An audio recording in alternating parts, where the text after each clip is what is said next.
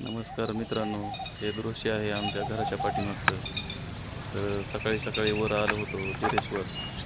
तर समोरच बांधावरती मोर दिसला. किती छान निसर्गाच्या वातावरणात आहे. किती छान निसर्ग आहे.